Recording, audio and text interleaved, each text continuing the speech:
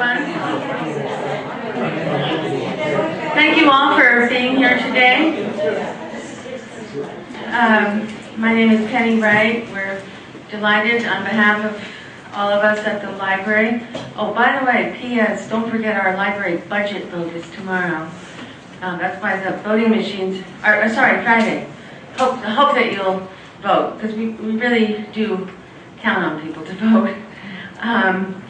Anyway, today we're delighted to have Sally Spanburgh here with us to talk about her new book, which was recently published, titled The Southampton Cottages of South Main Street.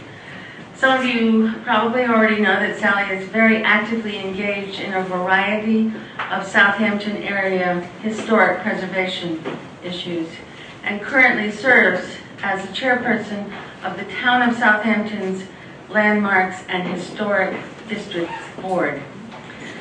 Sally is also a freelance consultant, a writer, and a researcher. Prior to her preservation work, she was employed with architectural firms in New York City and in Southampton for 15 years. She has a master's degree in architecture from Syracuse University. She studied preservation at Columbia University and has a Bachelor of Science degree in environmental design, interiors, from Syracuse University. Her first book was titled The Southampton Cottages of Gin Lane. It was released in 2012. By the way, this current book, The Southampton Cottages of South Main Street, is, we hoped to have some copies for sale. It didn't happen, but they are available at the Southampton Historical Museum gift shop and at Harrod Hardware and at Brookhampton. Anyway, we're delighted to have Sally with us. Please welcome Sally Spanburgh.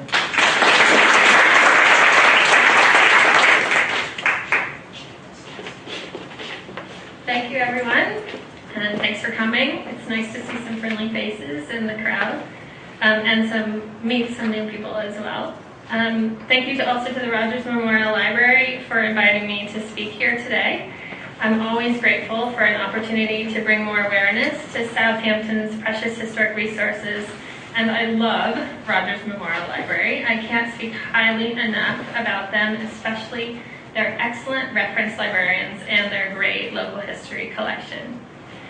I had invited Brookhampton to come and sell some books, but they're not here today, but I'd be happy to sign a book if anyone has them after my presentation, as well as answer questions. First, I'll tell you a little bit about myself, a little bit more maybe than Penny said. I'm not from New York. I was born in Indiana, and my father worked for an insurance company, and he was transferred a lot. So by the time I was 10, I had moved 7 times. I didn't mind that. I lived in the Midwest, in Texas, and in California, and I could probably draw the floor plan of every house I've ever lived in. So that was just an indication that I was destined for something to do with the built environment. I went to college in New York, where I studied architecture, interior design, and historic preservation at Syracuse and Columbia. And while I was at Syracuse, I met my husband, who was born in Southampton, and here I am. I have now lived here 15 years, longer than I have lived anywhere else. Several years ago, I shifted my primary focus from architecture to historic preservation out here on the East End, because I felt that there was a sort of nonchalant attitude about Southampton's abundance of historic heritage, and that it was almost taken for granted. I volunteer for the town, serving on the Landmarks and Historic Districts Board. I work part-time in the interior design field, and in my spare time, I research and write about as many properties as I can. I think that's enough about me, though, so let's talk about the book. South Main Street is a very old street. It's actually the oldest street in the entire town of Southampton. The original English settlers arrived in Southampton in 1640 in North Sea Harbor at Conscience Point. And so the first road was from North Sea into Southampton Village along Main Street. They built the first houses along Old Town Pond, but then 8 years later, for some reason, decided to relocate to the much larger next pond over, what we know today as Lake Agawam. So South Main Street is 367 years old. In that way, writing about the book about the cottages along Gin Lane was easier because the street just isn't as old. Writing about the cottages along South Main Street was harder because it is such an old street and rich with history and historic structures. So even though my books about this are really about the summer colony and their cottages, I was pleased to be able to dive into some of that rich earlier local history. Southampton's history has been written about a lot, but most of those books are pretty old and they're general histories. And those, in my opinion, they're great books, don't get me wrong, and very valuable books, but they don't save the buildings, which is what my goal is. There is so much more history unveiled by looking into a single property individually and also a collection of adjacent properties to learn. I'm constantly amazed, no kidding, at how much history there is still to be discovered, or at least is unpublished. For example, you can find several historical accounts of the DeBost Cottage, the first summer cottage built in Southampton Village at 220 South Main Street, in various periodicals and books online and here at the library. And they all refer to this widow that raised Leon de Pire DeBost. But none of them say who this widow was, only referring to her as Widow Brown. Could have been like Betty Smith. I mean, vague name, right? So I spent some time digging deeper into that to see if I could figure it out. Leon de Pire DeBost was a grandson through his mother of David Schuyler Bogart, a minister at the First Presbyterian Church here in Southampton Village from 1796 to 1813. When de Pire was only a few years old, his parents died. He went by his middle name, de Pire. His parents died, and he and his siblings were sent from Manhattan to Southampton by one of their maternal uncles, Eugene Bogart, who had visited here many times. One of de Pire's brothers and a sister went to live with their grandfather, the Reverend Bogart, who was residing here at the time in retirement. And de Pire and another brother went to live with an old widow lady named Brown, who owned a farm with a home on the east side of South Main Street, south of Toilsome Lane, and extending across Main Street to Lake Agawam. De Pire lived with Mrs. Brown until he was 17 years old, about 1849, and then went to New York to go into business.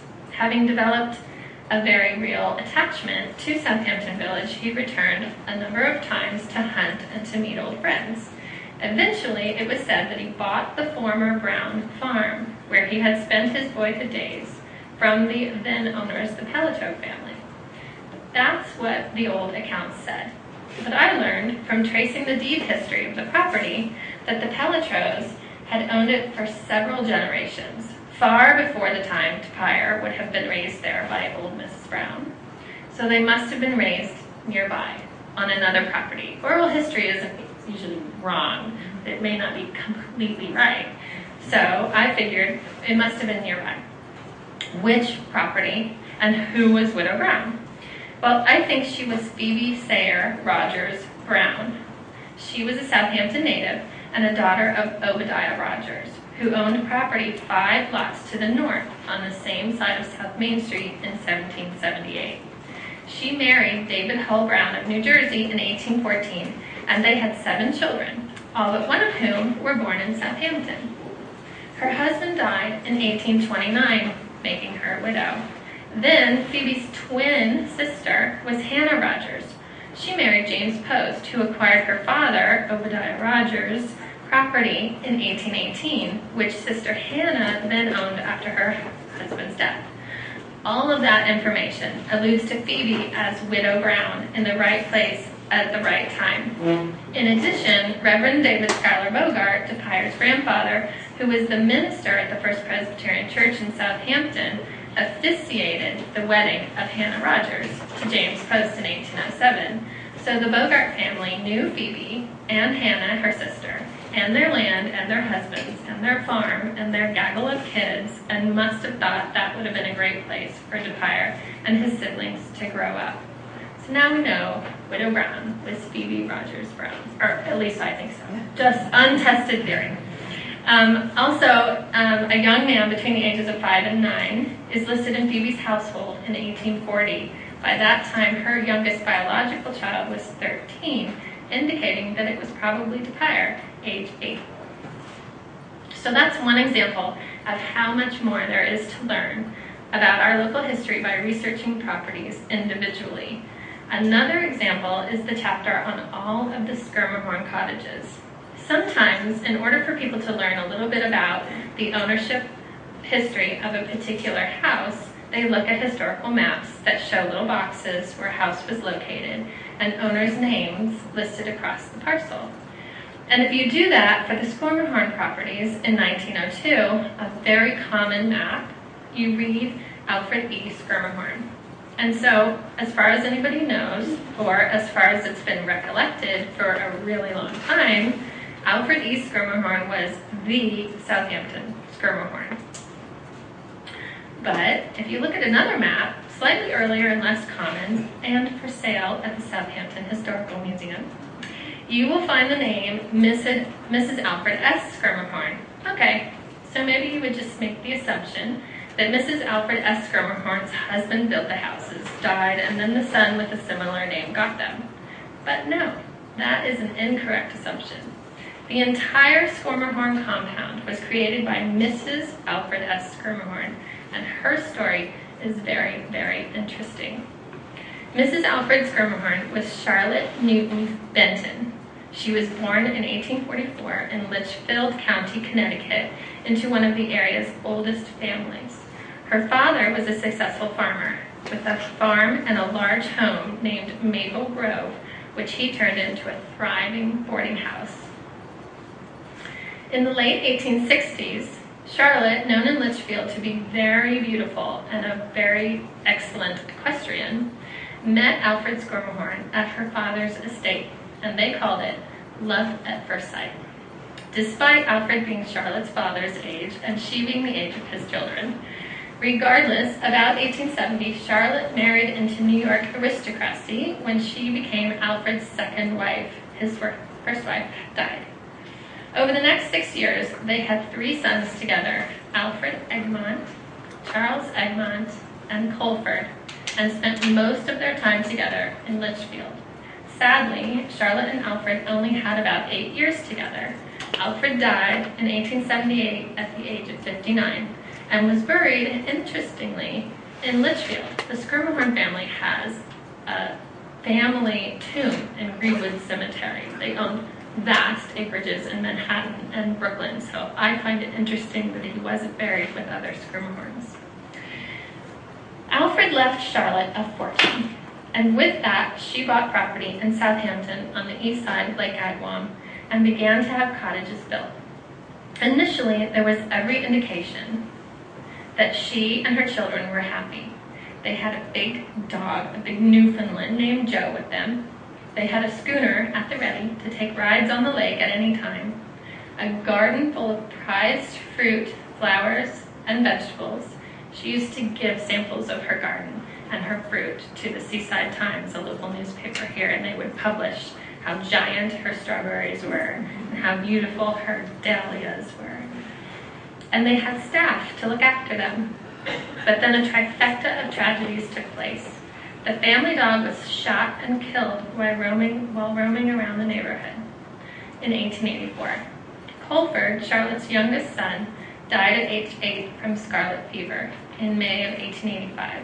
And at the same time, Charlotte's father passed away.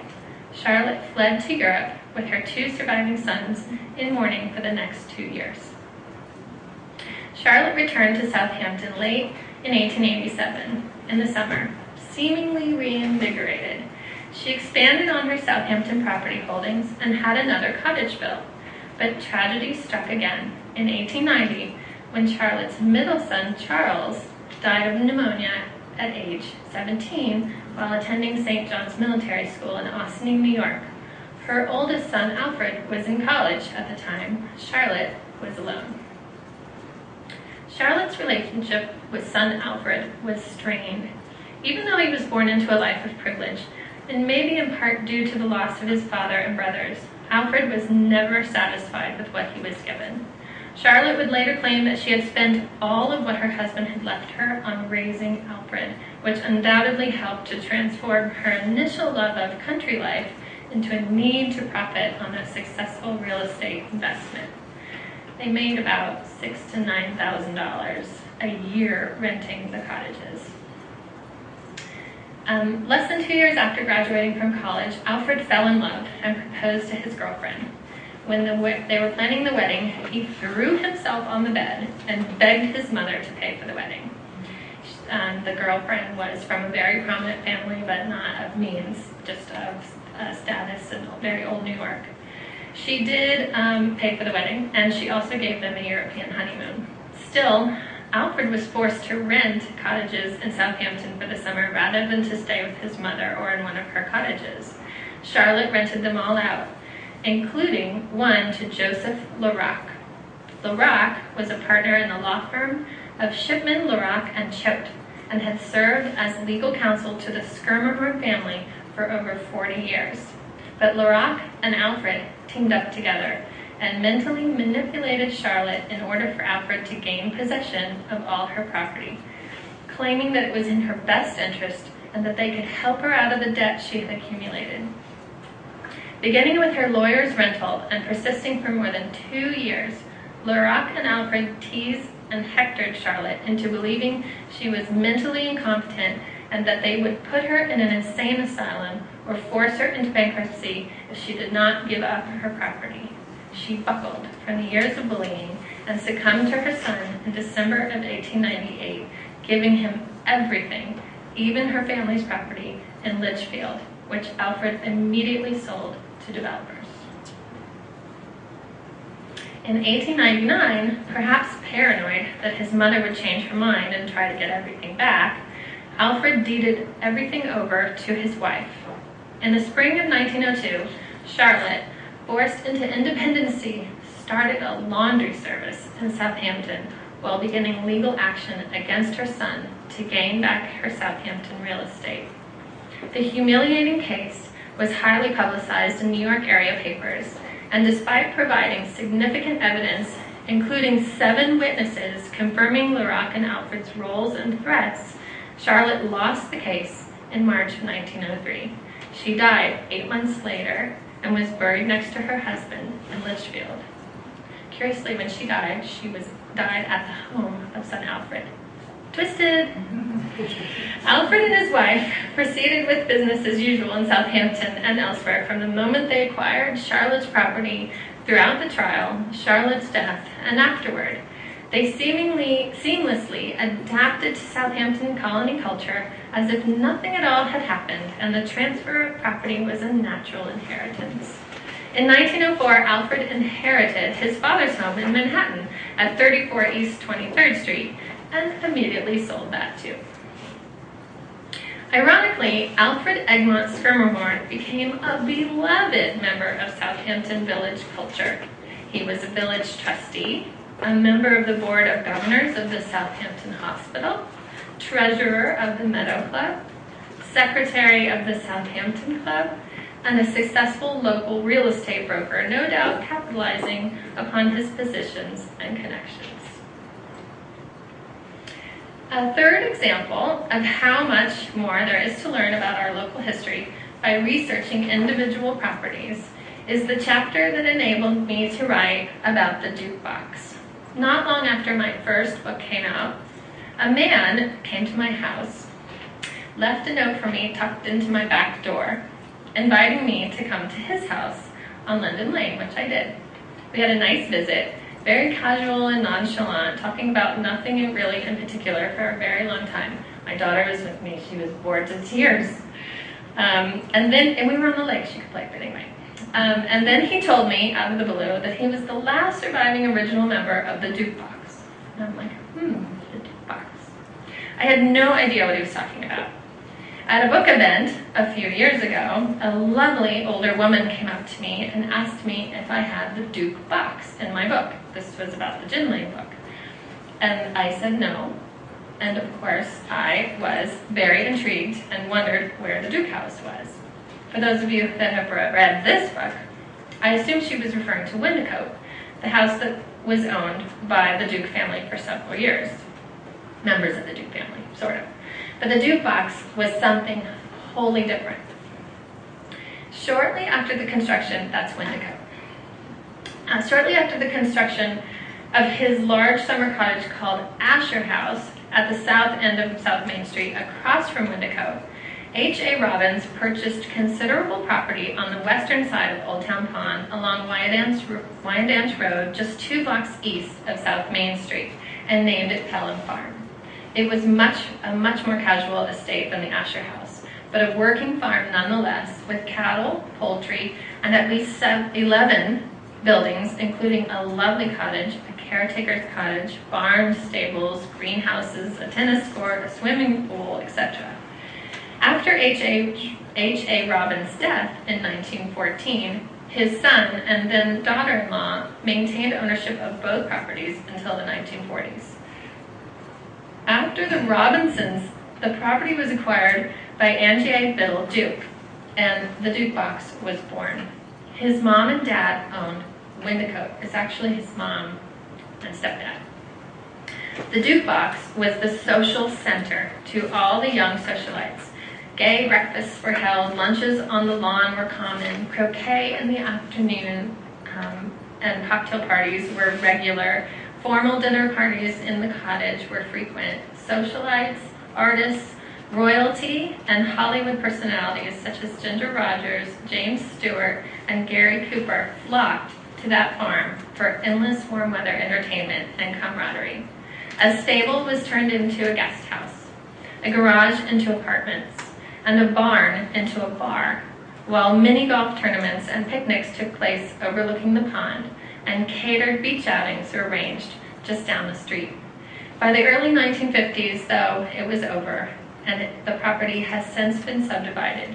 While some of the original buildings survive, many others have been demolished one by one.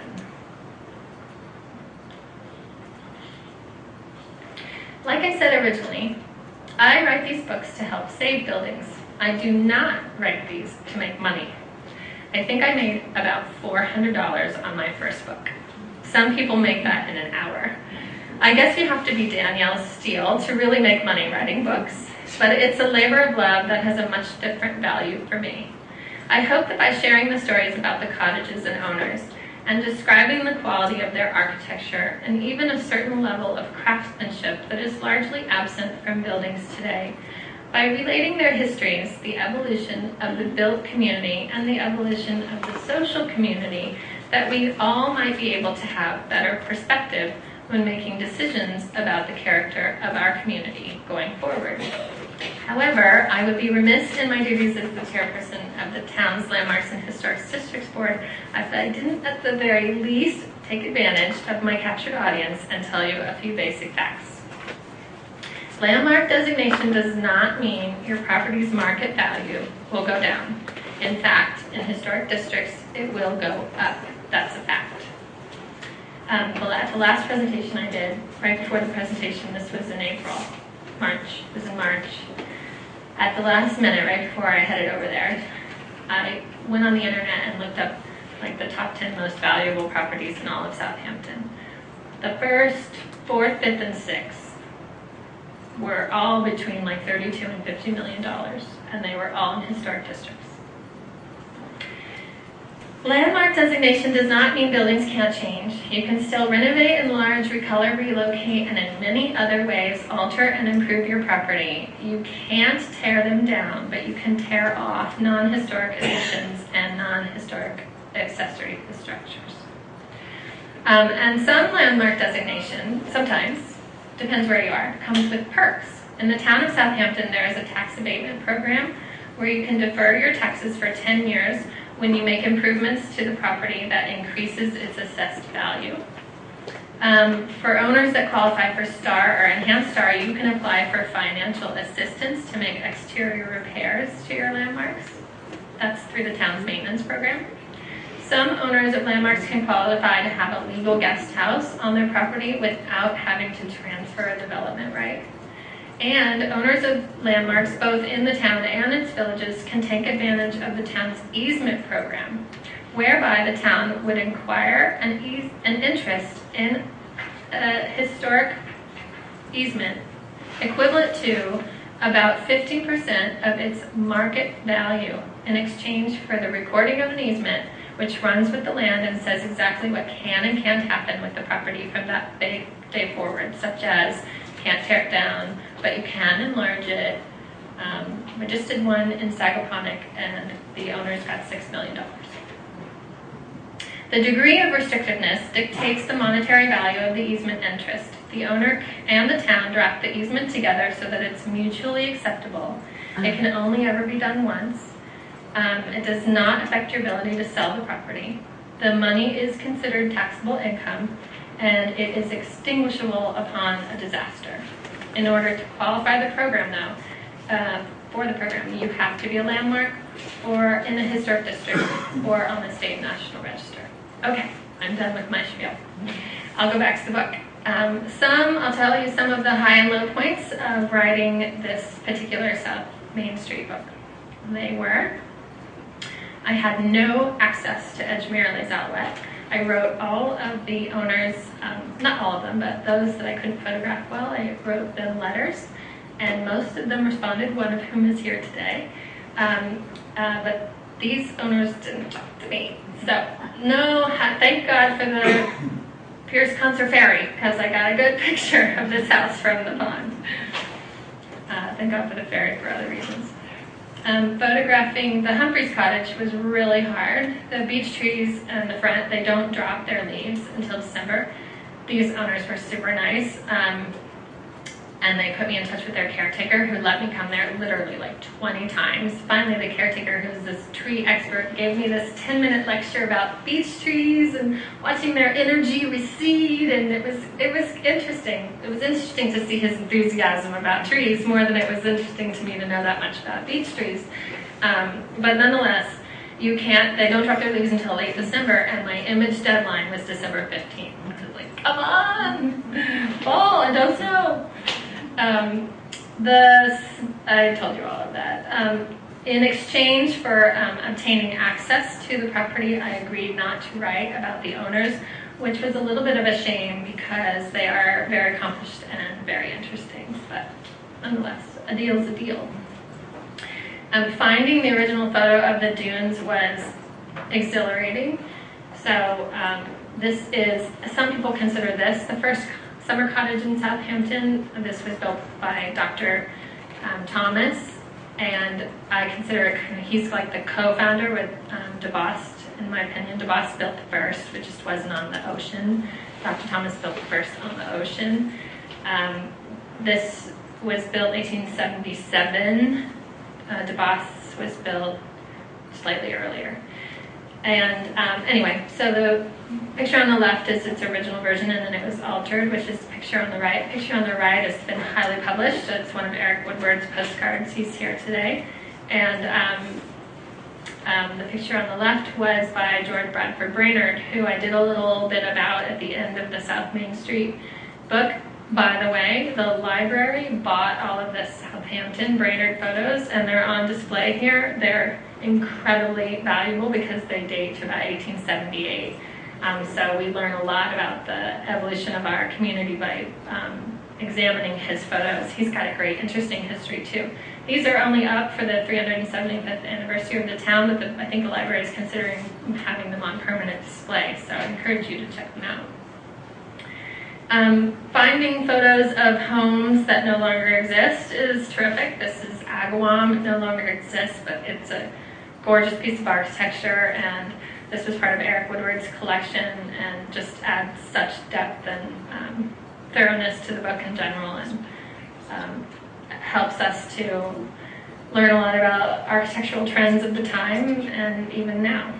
So, not finding early photos was frustrating. This is Wyandanch, which we could only find in like the distance of some postcard views. Still, there's something to have there. It's not nothing, but it was frustrating to not have a clearer view. It's in a number of postcards, but always in the distance, so that's frustrating. Meeting the owners was terrific. I met the owners of one of these properties through Ancestry.com, learning about genealogy and trying to write well about owners. I connected with this family over the internet, and they had a slew of photos of Linden Lane, which is so valuable because we can see, if you're at all familiar with Linden Lane, which is just a little bit off of South Main Street on the pond side, it's not overdeveloped housing-wise, it's just lush with greenery and trees and everything, and so you see that when it was originally conceived, it was just nothing. It was just vast openness, and also you can't see the houses well enough because there's so much landscaping. So to see a clear picture of their original architecture is also terrific. The owner of this property, she was one of the first owners on the street that I met. She's like Italian royalty, and she couldn't have been more down to earth and more welcoming. And when at the end of my visit, she's like, "Let's have dinner." I wanted to adopt her as a second mother. But so it was really nice to meet people that were just so fond of their estates and proud of the history of their properties, and welcoming and allowing me to go there at certain light times of day in order to capture the property in good light. The Thanet House, previous owners of the Thanet House, which is Penny's family, have the original blueprints of the house, which are really important because the way the house looks now is not like what the house was originally conceived to look like. And some of us go back and forth. Some of us think that the house was built like this and then changed later. And some of us wonder if it wasn't built like this with those very ornate brick-end walls. But one day maybe we'll have a photo and we'll know the truth. But to have the original plans, know the architect's name, and evaluate them, and also see even though the house has changed, it's still a lot like it was. So it's really wonderful to see the blueprints and to have that kind of gift from a family. And then also to learn about this house, Grassmere, which was saved from demolition, all because when an owner was getting ready to sell it, he just merely offered it to an adjacent property owner, at which time that property owner didn't have a great cottage, but had like the remnants of something that had been wiped out by several storms. And he's like, "Hey, do you want it?" And they're like, "Okay." So, they had to pay for the move. And I learned the other beautiful thing about this story and this house is that I looked him up in the phone book, and he answered the phone and spoke to me. So, sometimes, when I hesitate to approach people that have these lovely estates, and other times I just, give it a whirl, and the end result was very rewarding. So, and then also Charles and about writing the book. I may have made a mistake, so that happens, and sometimes you learn things about properties after manuscript deadlines. The end of South Main Street has a whole chapter about things that I've learned about properties in Gin Lane, and so I may have made a mistake, but I also may not have. This would pertain to one of the Peabody cottages, and it says that one of their cottages, called the Gables, was moved across the lake.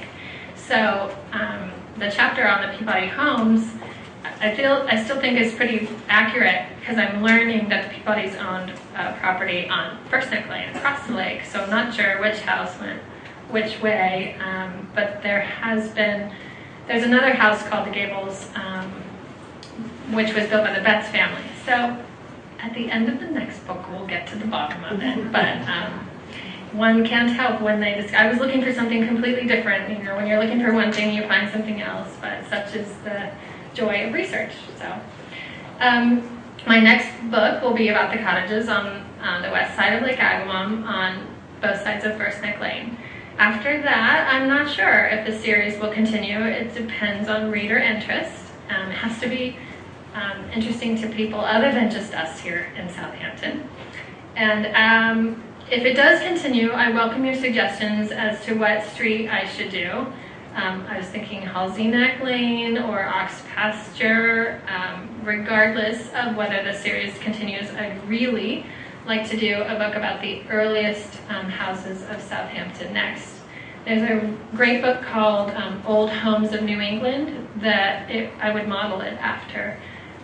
So many of Southampton's late 1600s, early 1700s houses have been lost or will be lost one day, and I'd be very pleased to chronicle them before that happens, or maybe to help prevent it from happening. So that's it for today, and there's so much more I could still talk about. I didn't talk about the role of Lake Agawam as the center of summer life. I didn't tell you about how highly I think of the History Press. I didn't dive deep into architectural observations or social observations, but I don't want to take up too much of your time. So I thank you all very much for coming, and I thank the Rogers Memorial Library for the invitation. I'm happy to sign your books and to answer questions.